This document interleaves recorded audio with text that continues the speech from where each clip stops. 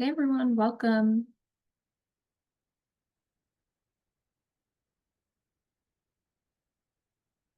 Hi everyone, thanks for joining us. Feel free to, as usual, introduce yourself in the chat.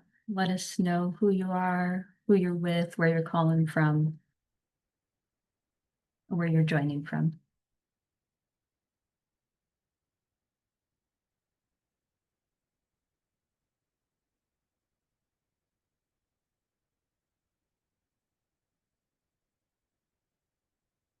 All right, well, we'll get started.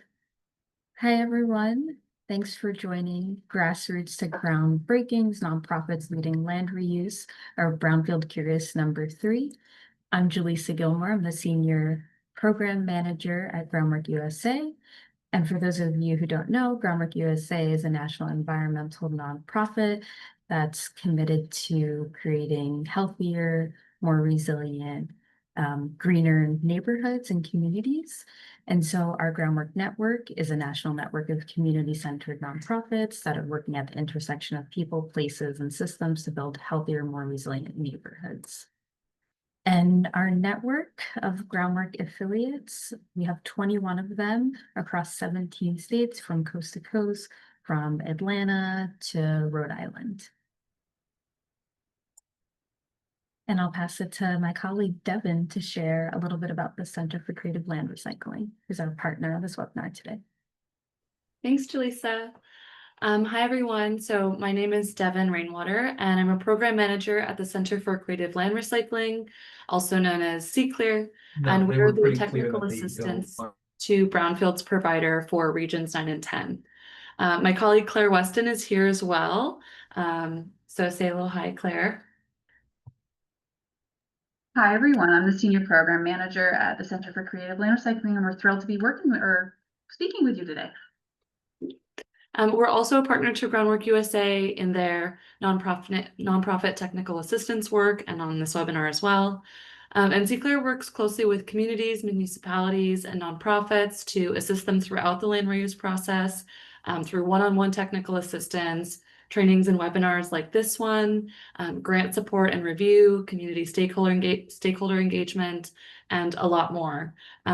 So we are also, like Groundwork and many of you, are a nonprofit in the world of land reuse. So you'll be hearing from me again soon to talk through the challenges that nonprofits face and also to talk through some solutions to ease those challenges. So I'll pass it back to you, Jaleesa. Thanks, Devin. And so like Devin mentioned, Groundwork USA has this national technical assistance program specifically for nonprofits. And the goal is to increase the capacity of nonprofits to lead brownfield land reuse efforts with a strong emphasis on community-centered engagement and supporting communities to transform underutilized spaces into parks, trails, urban farms, and other community assets.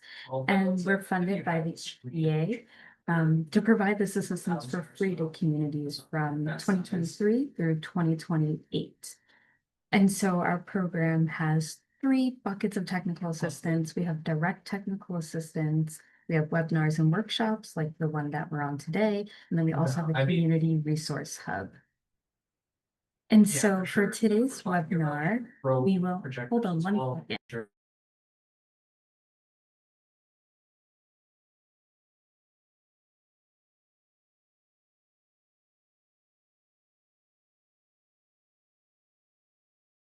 Okay, and so today's webinar will do a recap of the Brownfield Curious 1 and 2. Then we'll chat about the role of nonprofits leading brownfield projects. And then we'll go into challenges and solutions. And then we'll have a case study from the Houston Land Bank. Well, we'll have a guest speaker, Krista Stoneham, and then we'll have a Q&A followed by some announcements. So during the webinar, feel free to put any questions that you have in the chat box and we'll answer them as we go if we can, and then we'll also answer them during the Q&A. And so our Brownfield Curious series is a 3-part webinar series for nonprofits who are interested in brownfield redevelopment, who are new to brownfields, really want to understand how brownfields can help their organization and what they're all about.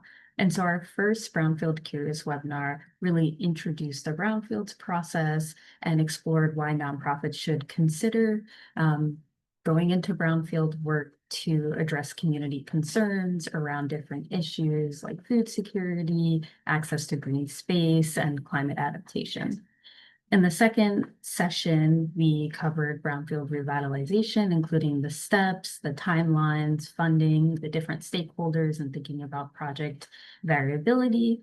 And in this last session, we'll explore the nonprofit's roles in brownfield remediation, what it really takes for them to lead it, what are some common challenges and some solutions. And so as a reminder, for those of you who weren't able to join our other webinars, what is a brownfield? And so the EPA definition is a brownfield is a property, the expansion, redevelopment, or reuse of which may be complicated by the presence or potential presence of a hazardous substance, pollutant, or contaminant. And so what that really means is that you have some sort of property, it may be underutilized, it may be vacant, and it's suspected of contamination, which makes it a little bit more difficult to redevelop. Some folks may view it as more risky. And, the whole process of it is trying to understand, is it contaminated? How do you clean it up? How do you redevelop it? And just to make sure that we remember, a brownfield is not a super fund. Super fund is a whole different designation, and it's usually associated with a lot more contamination, known contamination. And so we also chatted about the steps. What does the steps look like? What does it take? From identifying site reuse, we talked about the difference between a phase 1 and a phase 2 assessment. Phase 1 assessment is, thinking about, okay, is there potential contamination? Phase 2 is thinking about, okay, where is it? How much of it? And then thinking about the cleanup plans, the site reuse, and then how do you get those resources to not only clean up the site, but also redevelop the site? And so the important thing in last webinar that we went over is that community involvement really is important to have throughout the process. And so that brings us to today. So when we think about a brownfield process, we typically think of these processes being led by municipalities, local government, maybe their planning commissions or redevelopment agencies, or even private developers. And some of these sometimes can be nonprofits, but with this traditional structure, sometimes, not everyone, there's limited community decision-making power. Decisions about land reuse sometimes can be made without community input, or community doesn't have a seat in the table, or it's kind of just a small piece of the process. Sometimes there is a lack of trust. Sometimes residents haven't had positive experiences with, local government or other types of agencies due to past experiences. And there may be some resistance to, when a new project is coming and, to like, is this really for us? Is this the same old story? There's the trust may have not been built over that time. And then also just profits taking priority. Sometimes redevelopment has to prioritize economic return over community need and value. We also think that sometimes we can think about, value in a different way, but sometimes these typical processes aren't thinking about the community first and thinking about how much money can this new development bring. And so this is why we think nonprofits are really well positioned to take on brownfield projects. Because if you remember, we talked about, in the previous webinars that there really is a big opportunity to address different environmental issues that communities face that have brownfields in them through community-driven solutions. And so the reason why we really want nonprofits to think about this is because you have that deep understanding of community needs. You're rooted in the communities you serve. You're working with folks all the time. You're really prioritizing community needs over profit. This is in your missions. Trusted community relationships, really, again, coming with working with the community, building that trust, showing up. You can establish a foundation of trust that really fosters collaboration and leads to better outcomes. And then commitment to long-term continuity. Nonprofits, if they're around for a while, they really are that stability and consistency for multi-year projects, because brownfield projects really do, they take a long time sometimes. And, you want someone who's going to be there in the community for a long time. And sometimes priorities shift with government. There may be a new administration and the priorities just aren't the same. And so what would be your role in actually leading a brownfield project? So just like any other project, if you're leading a brownfield project, it's really driving the project forward, thinking about the timeline, securing funding, coordinating the different partners, maintaining community engagement, and just seeing the project through the sometimes over several years. Meeting community needs. Like I'll keep emphasizing, we really want brownfield redevelopment to be seen as something that benefits the community. And so thinking about what are the community's goals? How does this relate to environmental sustainability or affordable housing or other types of green and public spaces? This one, a little bit more specific to brownfield redevelopment, is just understanding the process. There's a lot going on with brownfield redevelopment, from the site assessment to the cleanup to the planning and the actual development, like we chatted about before, and just having a good sense of, who are the folks you need to involve, what are the different steps. And then connecting with experts and resources, that goes hand in hand with the understanding brownfield redevelopment. So knowing where to turn to for support, from consultants to legal experts to the different types of funding sources that are available, and then building those partnerships with those folks.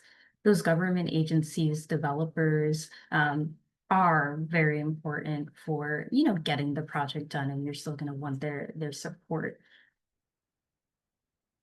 And so I think with that, thinking it can't be done alone, and it doesn't have to be. So nonprofits can lean on their partners and like local stakeholders for support.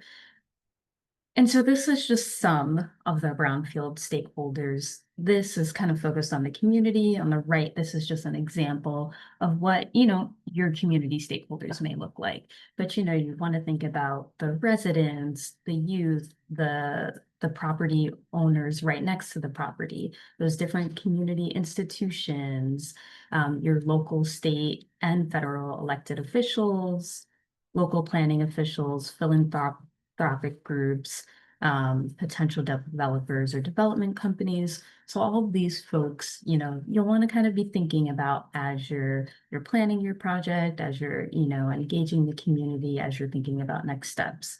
And so there's a few that I want to call out specifically that will be helpful to be thinking about as you're moving your project along. And so your federal partners. So the EPA, their brownfields program really is going to be a really valuable resource. They have competitive grant programs that can provide direct funding. They have the EPA regional offices that you'll see on the top right.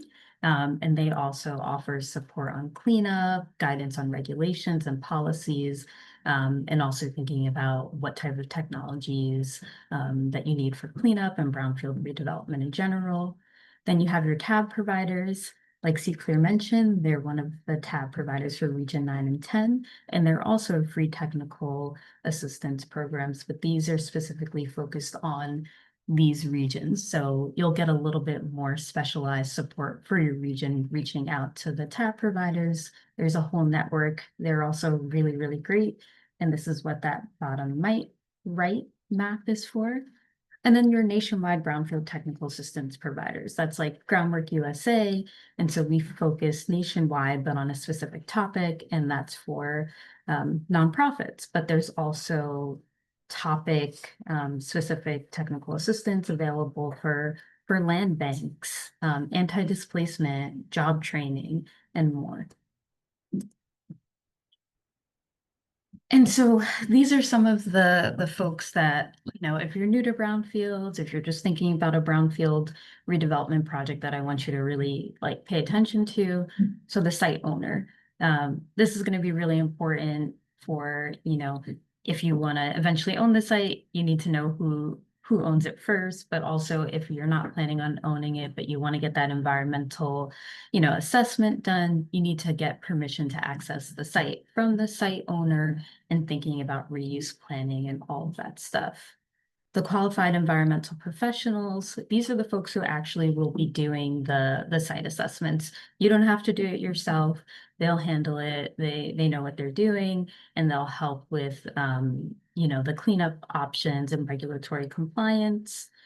Again, your government agencies, whether that's federal, state, and local, again, can help with regulatory compliance, but also provide financial support. Urban planners, they're great to have. They can help support that site visioning process, thinking about the planning, zoning, and just really aligning the project with your goals. Developers who lead the physical redevelopment process, turning the site vision into reality. And then the funders. So, again, providing financial resources for all the different stages of a brownfield project. And this can, be philanthropic grants, public grant programs, public finance vehicles, and private investors. And so another key stakeholder or person that I want folks who are new to this to think about is the project champion. And so you'll hear this kind of a lot in the brownfield world, but a project champion is that person who's like really fighting for the project, keeping it going. And so with a committed individual driving the project vision and purpose, they prevent the project from stalling and ensure that community connection. And so when you're thinking about the project and you're trying to figure out who is our champion, it can be someone from your organization, but it also can be a community member who, knows everyone, has been thinking about this project for a long, long time and, really cares about it. And so I think it's important for them to have a deep understanding of the community and a strong passion for the project's success. But then also have those leadership skills and really motivate folks and bring others together. And this is something that you can help someone with as well. And so as you're, thinking about this project, just think about project champions, all those local partners. I just really want to emphasize that you don't have to do it alone. And with that, I think I'll pass it to Devin to share some challenges. Yeah, absolutely. So let me share my screen. Thank you, Jaleesa. So as Jaleesa described, nonprofits are incredibly equipped to navigate the brownfield reuse process, and they have a very specialized position to do so. However, challenges can exist in every sector. They happen. And I also want to say not all nonprofits are the same. We don't all face the same exact issues. So the following challenges and the solutions that I'll go through are more generalized interpretations of what you might face in the field. And we also want to hear from you. So we invite you to participate in this conversation by sharing in the chat some of the challenges that you might face in your work as a nonprofit or as a partner to nonprofits, as I kind of go through some of these challenges and solutions. So nonprofits might face a lack of capacity, and I'm sure that this means 100 different things to each of you, but we might all be able to relate to this in some way. Nonprofits might have a smaller staff and a smaller organizational budget when compared to federal or state agencies. And then this smaller staff might be faced with a really large workload, and are unable to maybe focus on things like hiring, staff onboarding, strategizing, or other actions that can help an organization expand and extend their capacity. An organization might also face competing priorities, which goes hand in hand with a lack of capacity. Nonprofits are often mission-driven, and while this is a major strength, you can often prioritize urgent community needs over long-term projects and end up spending a lot of time putting out fires over long-term strategizing. You might also be beholden to the scope of your grants and funders, and anything outside of that might feel like mission drift. And I'll take a pause to check and see if there's anything in the chat. I think I saw something come up. Do you see anything in the chat, Claire, of challenges that folks face? Oh, you're on mute. Sorry, I have my camera on, but I'm not unmuted. I think we can keep going for now, and maybe we can circle back to a couple of these. Okay, perfect. And nonprofits might also face risk aversion. So nonprofit leaders might feel a hesitation in working on brownfields projects because of fears of liability, reputation, and potentially uncovering contamination. And then also on the flip side of that, some nonprofits that we've worked with had ended up in the unfortunate position of not conducting appropriate risk assessment before purchasing or acquiring a brownfield site. So on the reverse, starting a project too quickly and rushing into site acquisition can also end up with some major issues. Nonprofits might also face smaller infrastructure for managing federal grants. Federal grant awardees are always required to follow the generally accepted accounting principles, or GAAP, and this may not be clearly explained upfront what these requirements entail. And grantees might not have the internal infrastructure for navigating these complex accounting processes. The same can go for 2 CFR 200 or Title II of the Code of Federal Regulations, which governs grants and cooperative agreements issued by the US government. And these policies, require time and energy and expertise to navigate. And Claire, did you want to add anything on this topic as well? I think just to really emphasize that it's important to do your homework and really understand what's being asked when you're on the hook for these GAAP principles, these generally accepted accounting principles, and understanding, really understanding what that entails. Because I've been a part of a lot of nonprofits, and sometimes you think that your accounting follows these GAAP procedures, but maybe they fall a little short, and you want to make sure that they really do follow these procedures. Thanks, Claire. And along the same lines, when talking about grants, there is also a financial burden of reimbursement grants, depending on how you approach reimbursement grants. Awardees might need to float some costs before reimbursement, although there's some strategies to ease this burden, but this can be a challenge to navigate as well. This is also in addition to the 5% indirect costs that nonprofits are beholden to under federal grants, when realistically these indirect costs are far higher than 5% and need to be made up through other funding streams, which might also have their own scopes, requirements, and restrictions needed to consider. Devin, can I just jump in on this one, the 5% in particular, because this one's really important. I really want people to take note of this. So as a nonprofit, maybe you've engaged with federal funding in some capacity. Maybe you're a housing nonprofit, okay? And maybe you get a big chunk of your funding from HUD, okay? And to do that, maybe you have worked with HUD to develop a negotiated indirect cost rate, a NICRA, okay? Maybe that NICRA is 25%, okay? That's what you've worked out with HUD, that's what you've established, okay? So your indirect cost rate that's been established is 25%. What we really want to relay here with the Brownfield grants being restricted to 5% indirect is they really are restricted to 5%.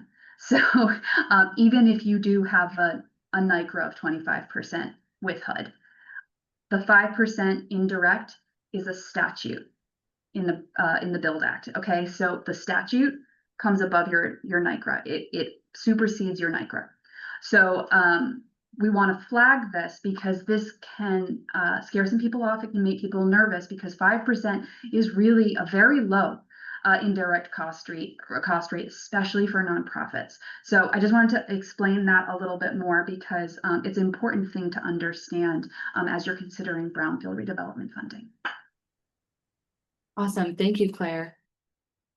Another challenge that nonprofits might face is a quote unquote full table. And I want to say this is not intended to shame municipal officials at all or say they're being exclusive. The reality is that a lot of our partners or folks in local government are overworked as well. And they might not have the capacity to engage with nonprofit partners on a new land reuse project as they're busy putting out fires of their own. Nonprofits then need to put in extra work to challenge existing dynamics or challenge silos at a local government level. And this can, be another task for an already overworked staff. And then nonprofits might also face issues with burnout and leadership and staff turnover. And so all the challenges we've talked about so far might lead to this, something that we're probably all familiar with, this burnout and staff turnover. Staff might even leave during a project and then take their knowledge with them. And when considering Brownfields grants, these grants can be 3 to 5 years long. And if staff leave during that time, project progress can slow down, and then stress on other staff can rise. So these challenges happen and solutions can combat them. Pardon for my terrible rhyming, but these are some solutions that we can talk through. And my perspective on these is that these are more like salves or balms. They can work to help ease challenges, but these fires are still going to pop up. And ultimately, these solutions are in support of boosting capacity, which is definitely an overarching theme of the issues that nonprofits can face in this work. So as Jaleesa mentioned before, building partnerships is an incredible solution to a challenge of issues with capacity. So partnering with the city or state specifically can reduce both administrative and planning burdens and expand your capacity for other work. So Brownfield coalitions specifically allow a nonprofit to be a co-lead or a lead of a project, while the city or state partner carries the burden of grant management, accounting, reporting, and more. So you can also check out this session at the National Brownfields Conference titled Coalition Grants in Action to learn a lot more about this. You can also be thinking about identifying partners or checking with existing partners about providing pro bono support. So entities might be much more likely than you think to provide pro bono support, especially for mission-driven nonprofits that are aiming to benefit local communities. You can consider for-profit entities that can help for free.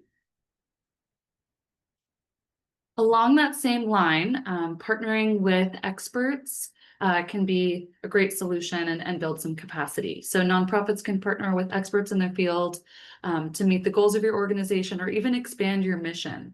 So you can build out a bench of these experts and bring them in on various projects.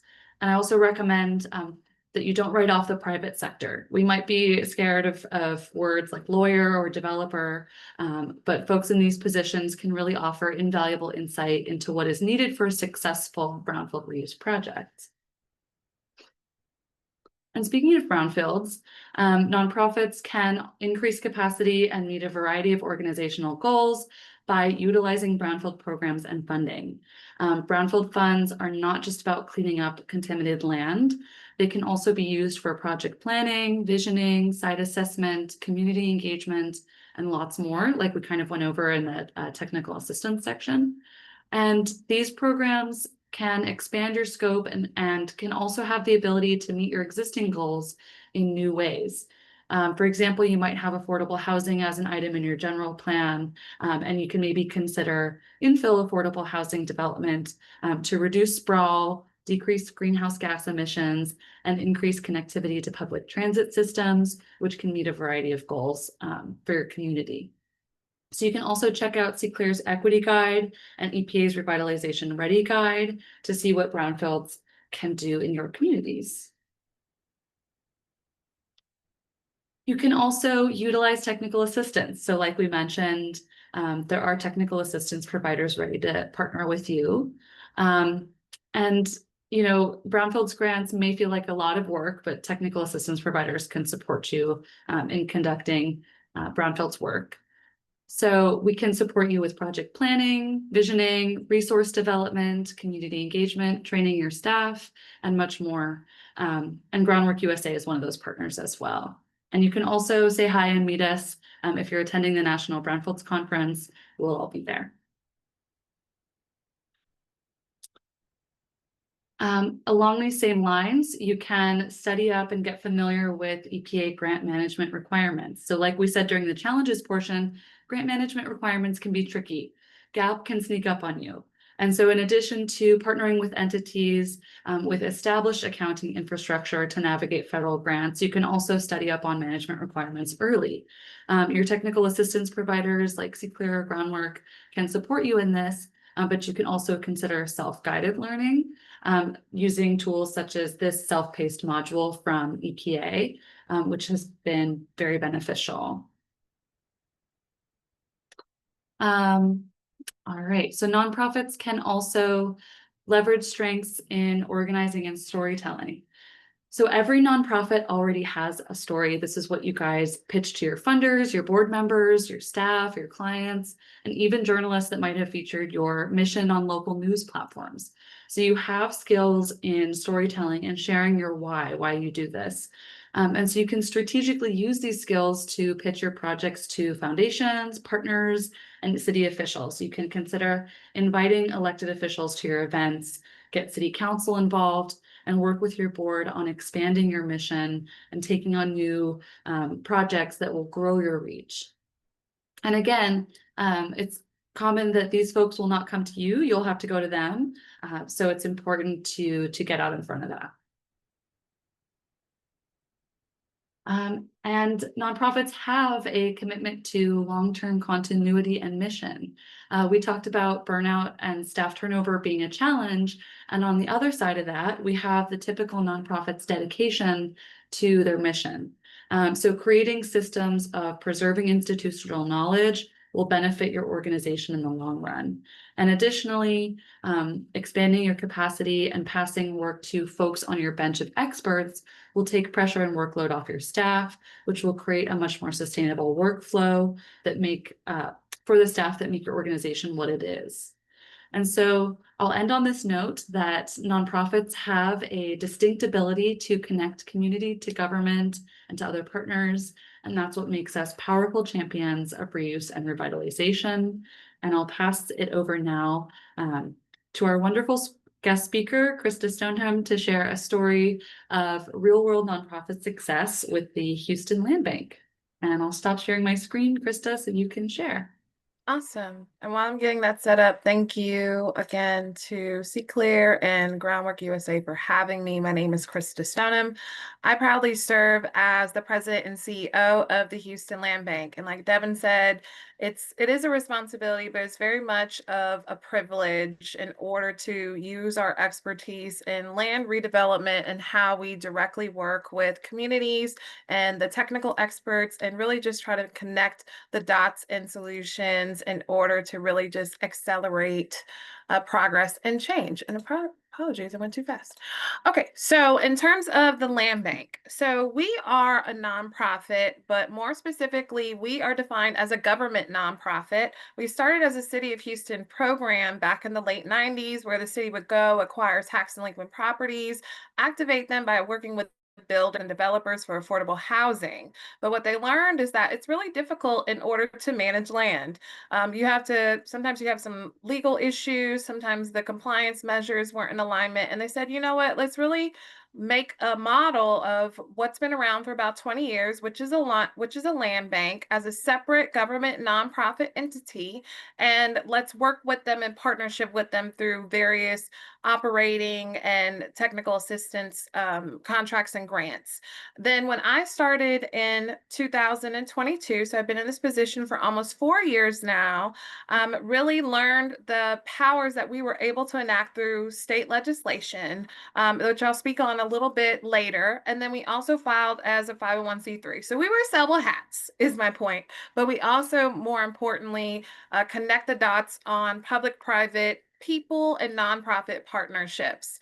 Our mission is to activate vacant land in the simplest form to align with neighborhood goals. In a sense, we are a real estate development expert of being able to activate it in a financial lens or doing architectural designs.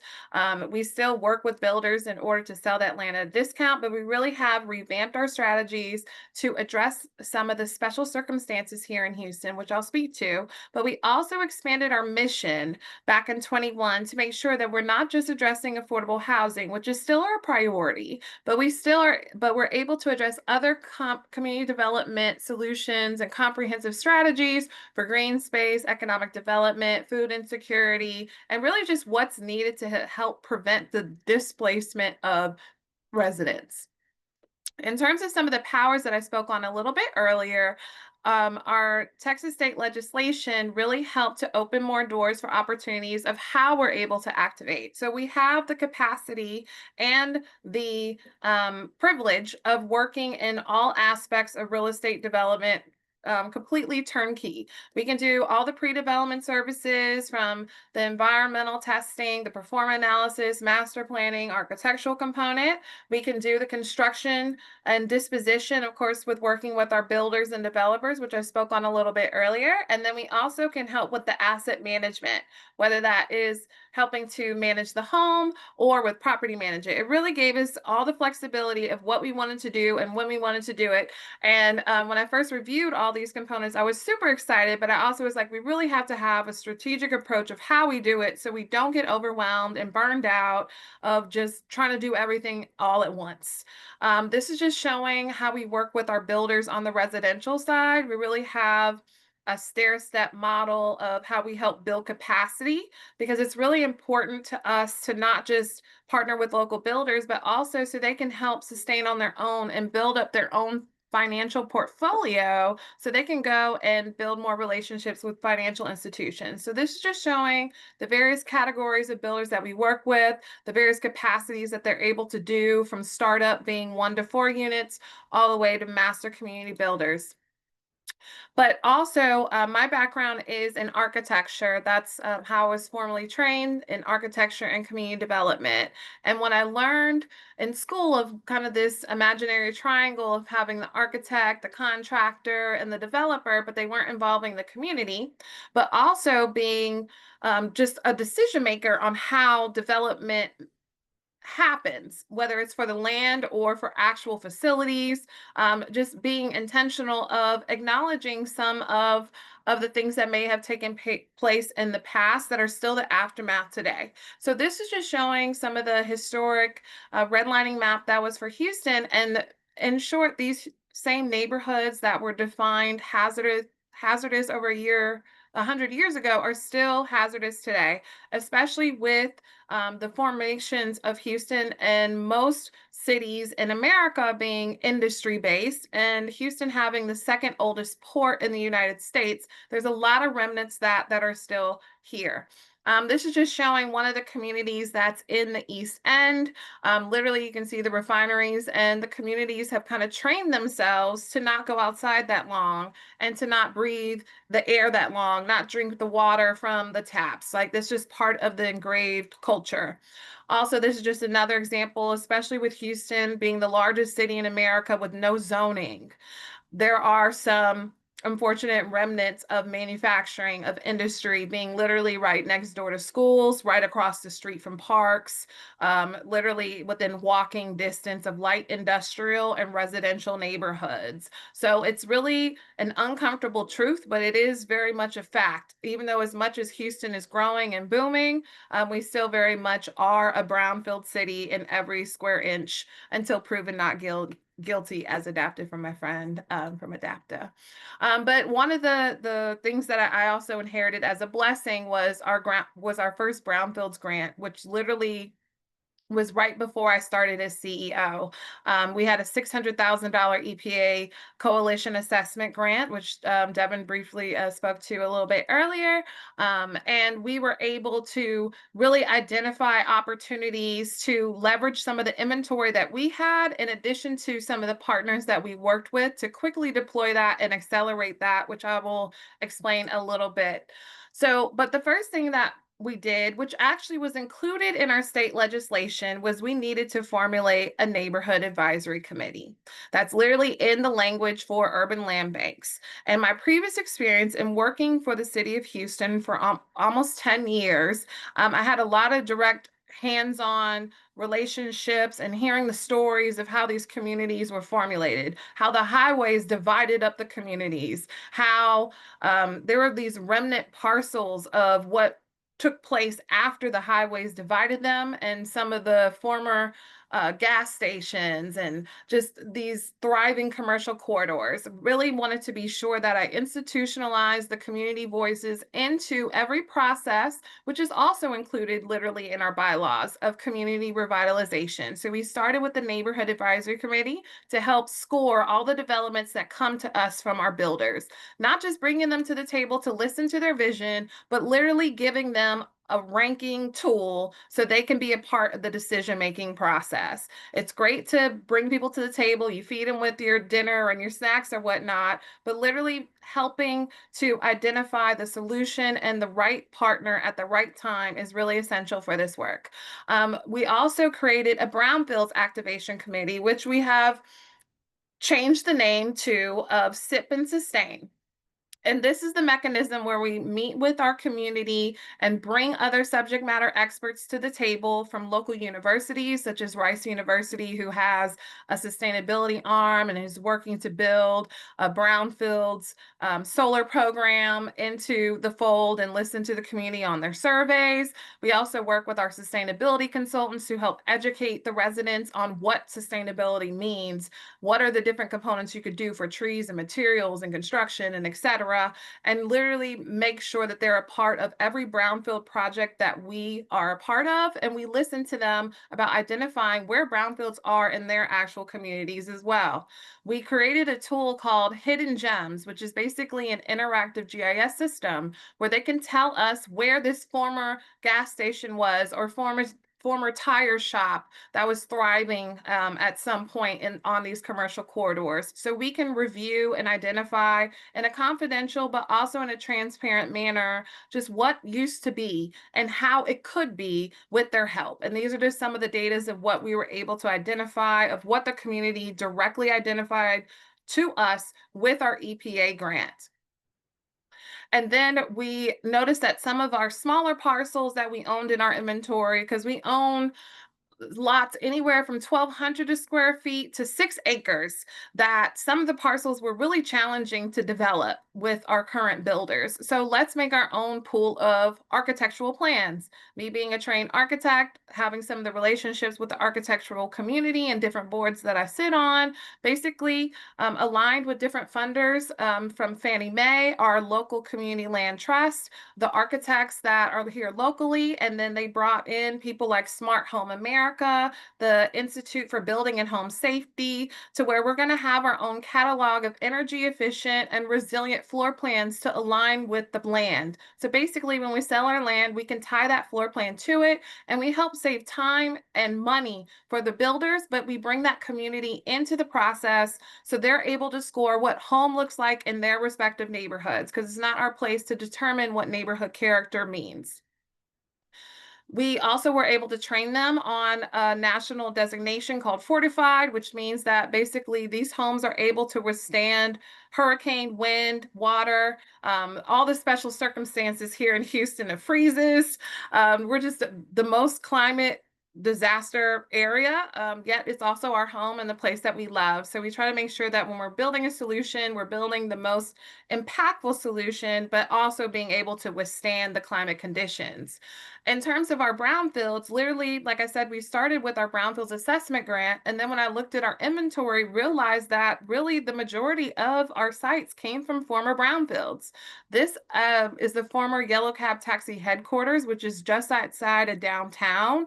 It was about 6 acres in total, and it took about 4 years to clean up, of taking out the underground storage tanks, et cetera, et cetera. And with our brownfields assessment grant, we were able to imagine what that community could be. We were able to partner with Harris County in order to acquire half of the site. And now this will be 120 affordable multifamily units in addition to 40 single family units that will include that fortified designation that I spoke to earlier and will be aligned ultimately with the community's goal.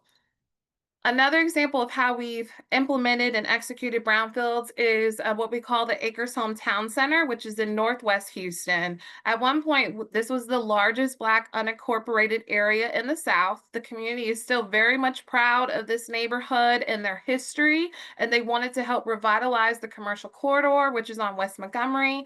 And we own some of the parcels, and we work directly with the community to help problem solve. How do we put the parking? What does it look like to be a town center? How much square footage? And then how do we incorporate residential? We also have a cancer cluster here in Houston. We actually have several, and we signed up and volunteered to be a part of the relocation of residents who want to relocate onto land that we own. So this was us expanding our approach of not just partnering with our builders, but us, in a sense, being a builder with funding support from the city of Houston. Our, I think, biggest brownfield babies, what I like to call, is a former trash incinerator that was owned by the city of Houston that was abandoned for about 70 years. We were able to work with the city of Houston, in addition to the neighborhood, to advocate for this site to come into our inventory and to apply for EPA cleanup grant, which we were awarded last year. So that $600,000 assessment grant grew to the $5 million cleanup, in addition to another $500,000 assessment, and the funding from Fannie Mae, the funding from Harris County. We've been able to leverage about another $15 to $20 million from that original grant and that original story of how we're working with community, our architects, and the change makers who want to see change in their neighborhood. This is the last brownfield project that we were able to identify the vision for by working with the local residents in the East End as well, that we call Casas de Harrisburg. This is about a 2-acre site. It used to be a former industrial office building. We demolished the building, work with the neighborhood on what affordable means, how do we even define affordable, and to be honest, there was a little bit of pushback of people having some skepticism and NIMBYism of property values going low. But once we educated them on affordable is actually helping you stay in your neighborhood, helping you own property. Now we're happy to share that this project will hopefully go off the ground. We'll break ground by the end of this year in partnership with our local council member's office, who was one of the strongest advocates in making this come to life. So that's just a little bit about how this looks like in real life, of connecting all these different coalition partners, how you're experiencing some of the challenges of people who may be reluctant to something that's different, or just the contamination factor, and how you can still have success in that process. So I'm happy to turn it back over to Jaleesa and Devin to help address any questions.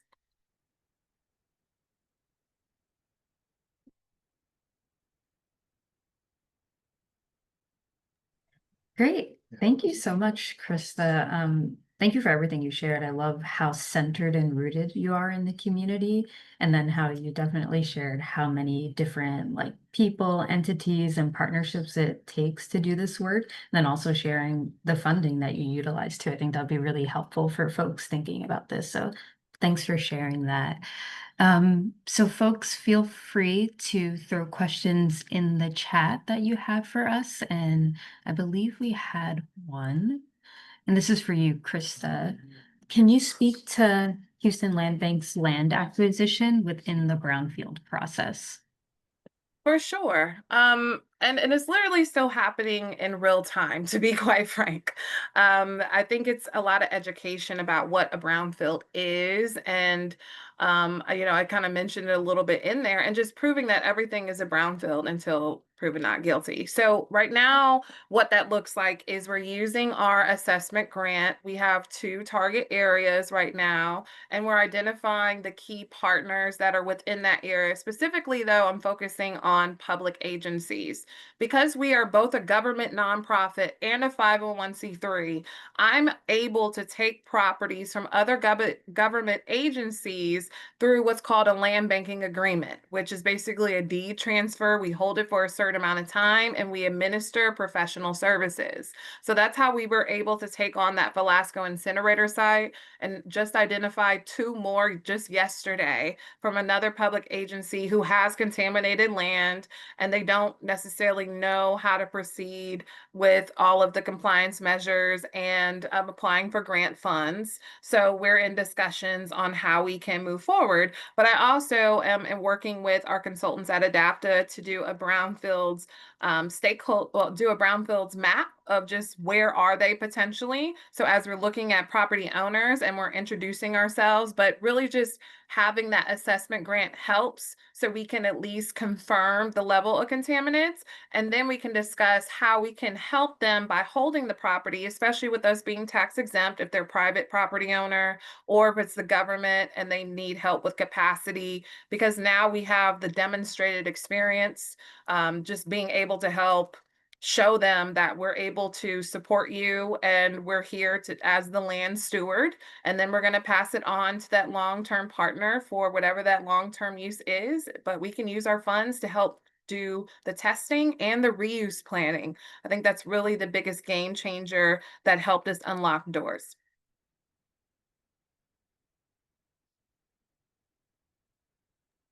I Thanks, see Chris. another question. Oh, I see two more. One's for me, but I'll let you go first, Jaleesa. Do you wanna follow up? Yeah, I can. We'll give well, you a break. no, it's fine. Go ahead. Okay. Yeah, so the follow-up question was, so Houston Land Bank can hold property from private property owners. Yes. So one of the powers in the state.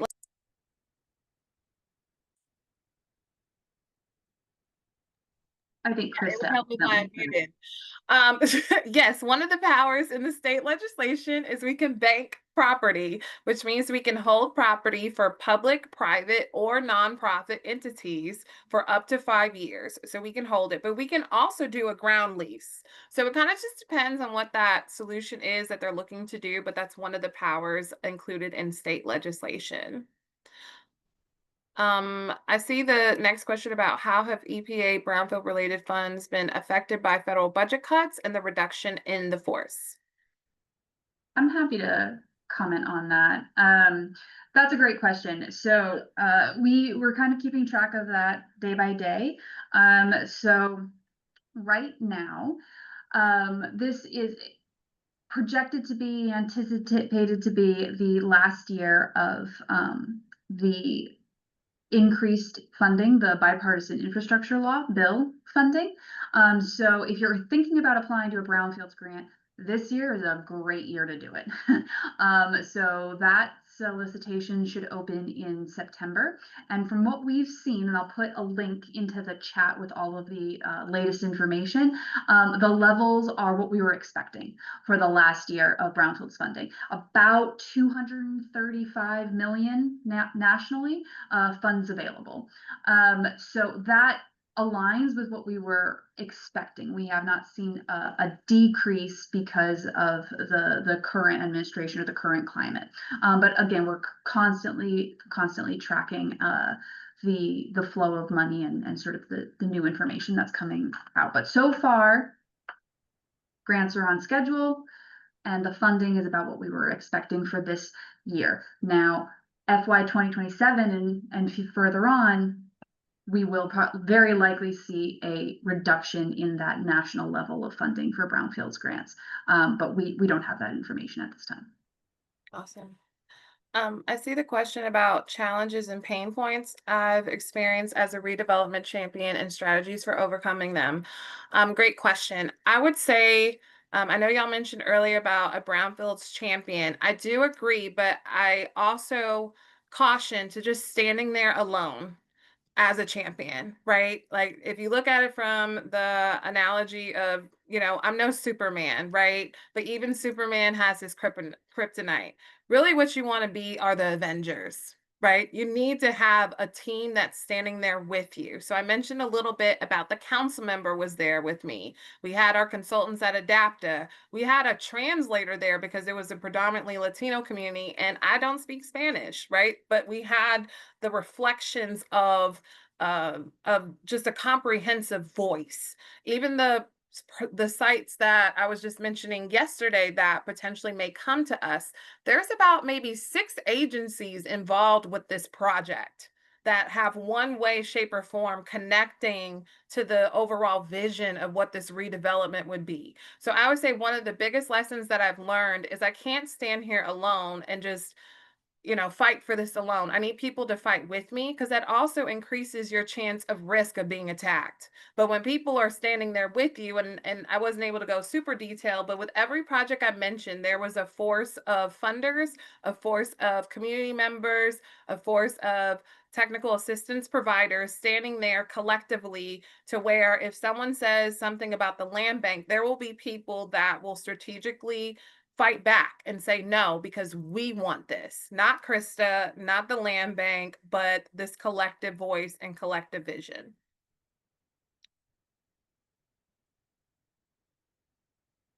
Oh, I see my name again. Okay, open question. What do you feel are the biggest tools or most important factors to consider in successful community engagement? Krista, how have you or do you motivate, encourage contributions to the Hidden Gems tool? I'm happy to speak to this, but I also will open the floor to see if Jaleesa, Claire, or Devin would like to add any color to that question.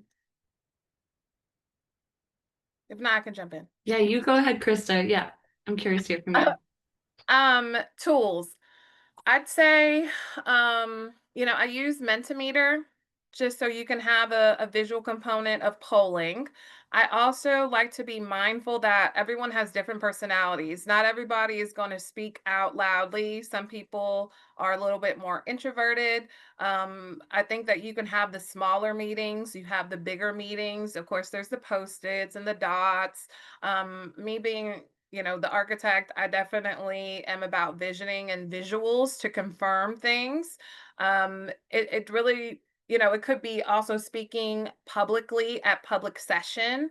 I think it just depends on what you're seeking to accomplish with the community engagement, which is why we also have our neighborhood advisory council who scores, but also we give them one pagers and collateral so they can speak on their own on what we're doing. So they're not kind of hidden behind the shadows, but they're actual extensions of us as well in the field, talking to the council members, talking to us as staff and giving back feedback. So I think it's just constantly keeping the door open and knowing that sometimes you may fail, but just fail fast and then continue to shift and move forward on whatever that solution would be.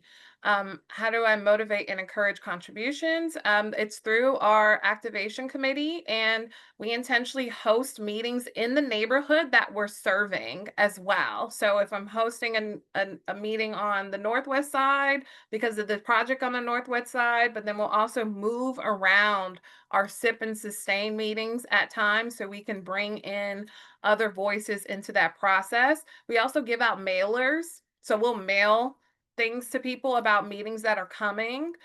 We're trying to build up our social media. We hired a PR firm as well to get on the news. Really just trying to think of any and all opportunities to engage people and meet them where they are.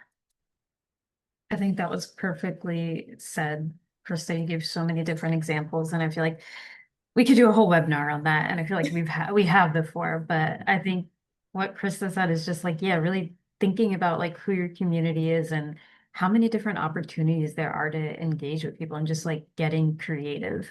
It's okay to like, go to people's churches or meeting them on the sidewalk and just like talking to people or take advantage of other things that are happening. So yeah, I think perfectly said, Krista.